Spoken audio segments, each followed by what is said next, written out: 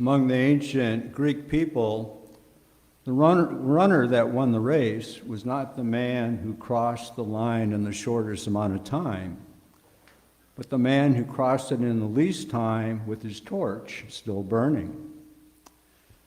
We are so often busy with all our life's activities that we are in danger, each one of us, of allowing the torch of our spiritual life to become extinguished.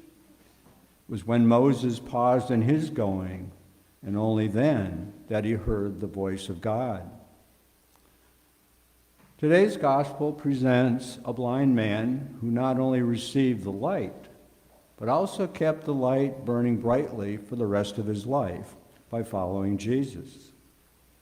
The minute Jesus restored to his eyes and to his spirit, Bartimaeus immediately began to follow Jesus as a sighted and as a witnessing disciple. Opening the eyes of the blind was prophesied as one of the works of the Messiah. The eyes of the blind will see, we hear from the prophet Isaiah. Bartimaeus, in his physical blindness, but with that spiritual blindness that he did not have, was able to recognize that and see that and call out for that miracle.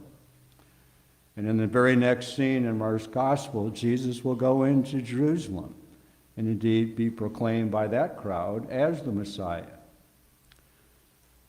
Now, how can we even begin to imagine the misery of a beggar, a blind person, or in this case, a blind beggar? A blind beggar's misery is compounded, worse than the sum of the misery of a blind person and of a beggar. He is totally at our mercy, stretching out his hand into the darkness, unable to guess our mood, not knowing if we even see him. Spiritually, every believer is that man. Faith is a dark knowledge. Often we lift up our hands in prayer and we feel no presence of God. We hear neither a promise nor a refusal. And that is the time to remember Bartimaeus. He's placed here in the gospel story as an encouragement for us. The solution for the dark moments of our spiritual life is to start calling out like the beggar.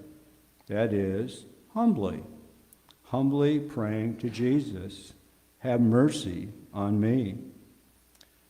Shout all the louder the more they scold you, the more they demean you, the more they discourage you, and the more you get discouraged. Many people scolded Bartimaeus and told him to keep quiet, but he only shouted the louder. To call is to beg, "Master, let me see again."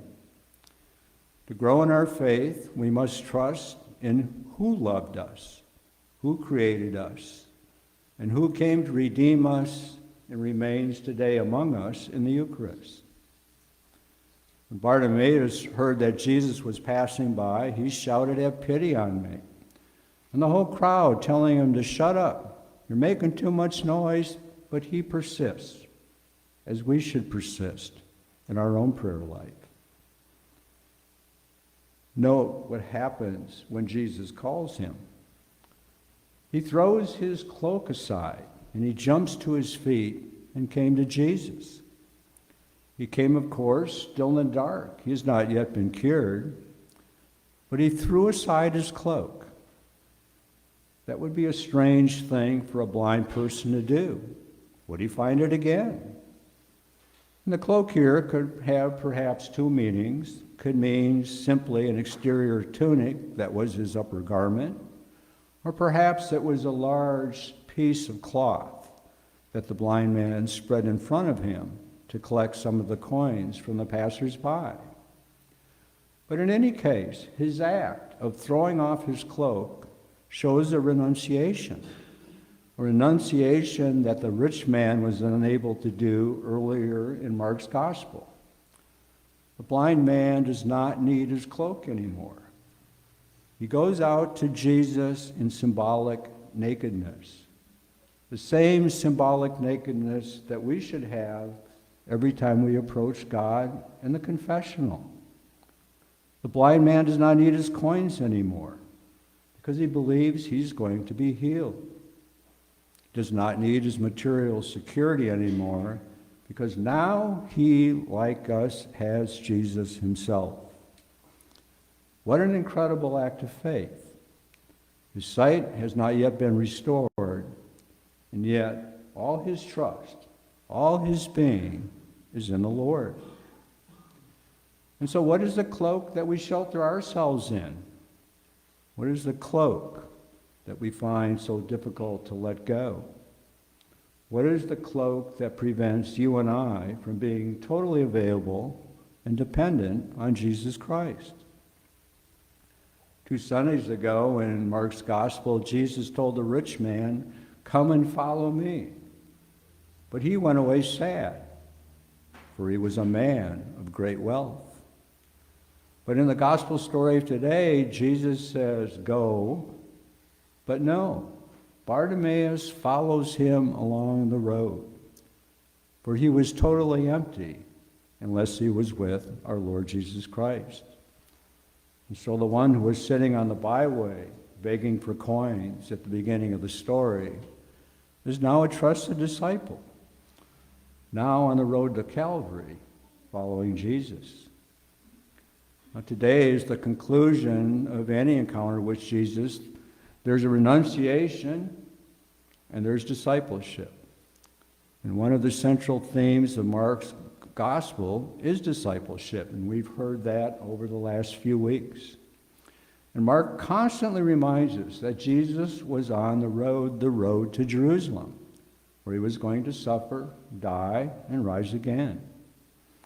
When Mark made reference to this gospel of going to Jerusalem and suffering and dying, this road that he had to take in obedience to the Father, what are his disciples doing?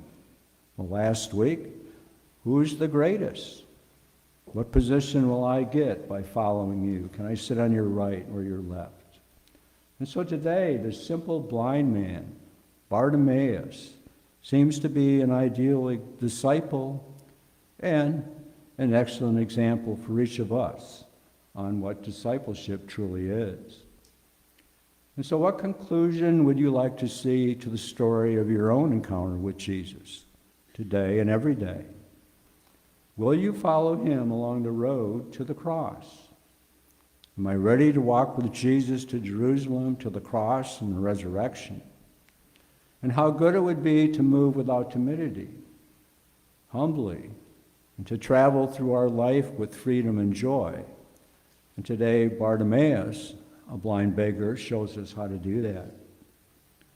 St. Paul tells us we must continue to walk by faith and not by sight. And this is not something to lament.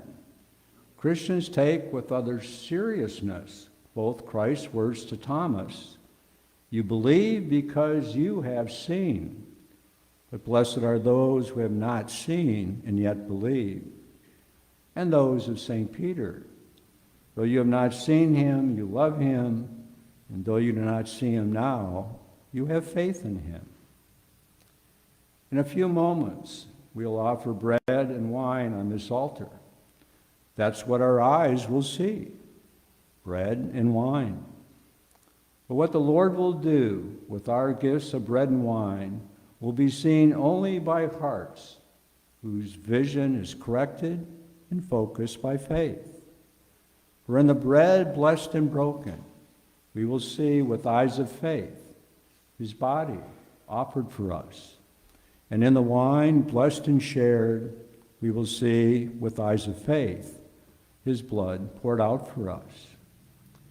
We open our eyes to Jesus' sacrifice for us on the cross to help our hearts find and see the mystery of his presence here at the altar, to find and see the mystery of the one who sees everything in our hearts and to whom each one of us prays, "Lord, I want to see."